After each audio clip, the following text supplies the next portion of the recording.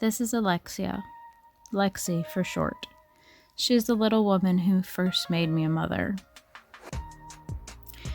She is 15 years of age and will be turning 16 in July.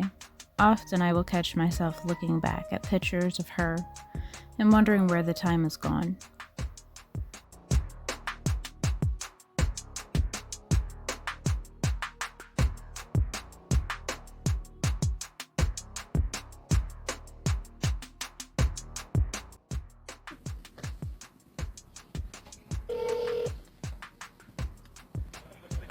Hello, NORAD Check Santa. This is Megan. How can I help you? We want to know where Santa's at. Okay. He just left Port of Francois, and he's heading towards Madagascar in about 5 minutes. Where are you? It seems like just yesterday she was learning how to ride her first bicycle. And now we're talking about her plans when she becomes an adult. What will your future job look like? Or what do you want to do for a living? Have you thought about that? I've thought about different options, but I think I'm gonna stick with one I have, which is to create my own business and travel the world and make YouTube videos. Lexi is an aspiring chef. She has been fascinated with food for as long as I can remember. And often it gives me a kick because she just goes in there and she creates the craziest and tastiest things. When she isn't cooking or thinking about cooking, she also enjoys listening to music, drawing, and enjoying nature while swinging on the swing. And just as most children and teenagers should have, to instill responsibility, she also has chores. And her chores include doing the dishes and the shared chore of making sure the animals are fed and watered.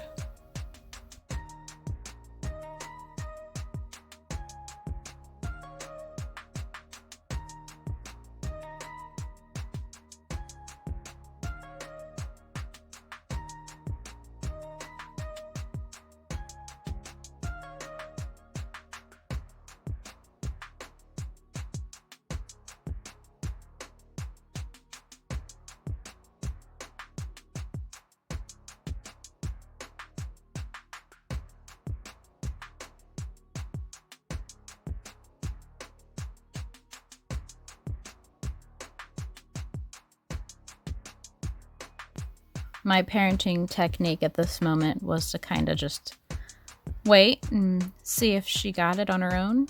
And then I stepped in and I told her what to do. And it worked out.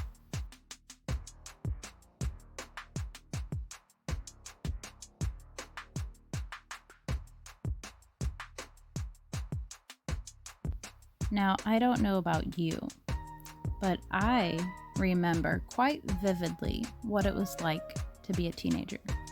I was actually 18 when I first had Lexi. And I have noticed that Lexi has been going through the ups and downs of becoming a teenager. And that has been difficult for her, as well as difficult for me.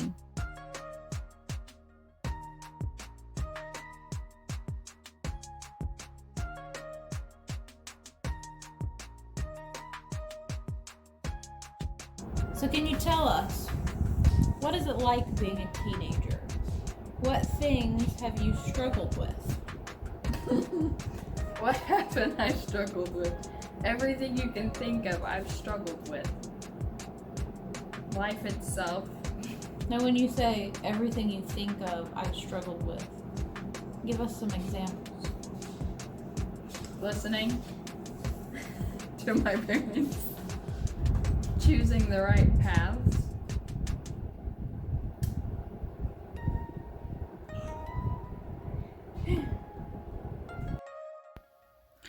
I know that Lexi is thankful for the fact that her mother, I, am an aspiring therapist in times like these. And we have had several long talks about the ins and the outs of the teenage mind. Like all teenagers, She has times where she feels her parents are being hard on her. And this is never how I, and I'm sure other parents, intended to come across. We just love all of our children, and we want the absolute best for them in life. And if that means, maybe feeling like we shelter them a little bit to protect them until they're old enough to understand what life has to offer, then that's what we have to do.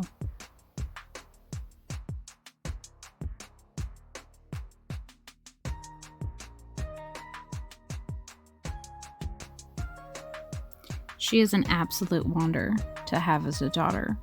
I couldn't have handpicked her any better myself. I love her outgoing, adventurous soul, and she has a fire inside just fighting to get out. And I know that when it's time for that fire to come out, she will ignite beautiful achievements in her life, and she will touch so many souls of others. Let's talk about our schooling. So when Lexi was first born, I kind of spat around with the idea of homeschooling. And she's been in and out of public school several times in her life. And I've just found that homeschooling works the best for us. So how do you like being homeschooled? What are the pros and cons? We'll start with the pros. I'm home. I get to spend time with my family. All the time. I don't have to get up early, which I don't really mind, but the cons, I don't get to experience the high school. And I don't get to make friends.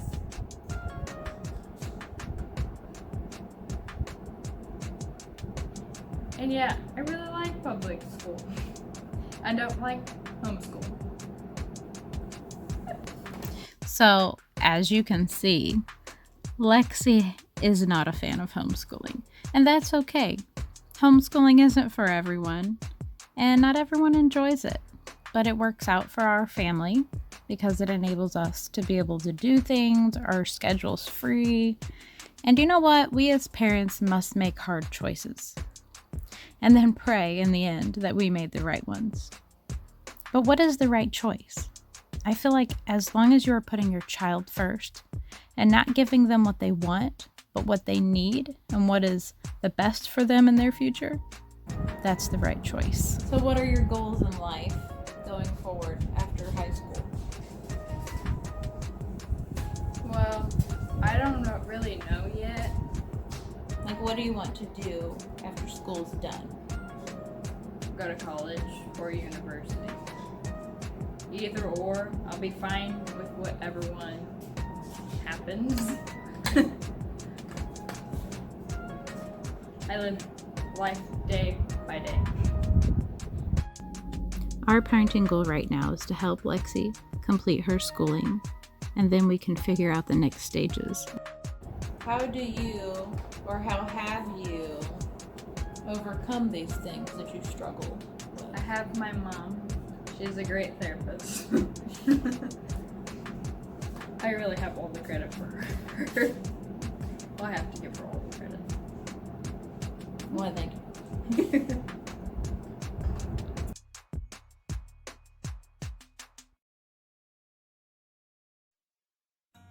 So have you had any words of encouragement for teenagers struggling or going through the teen year issues? What words would you give them?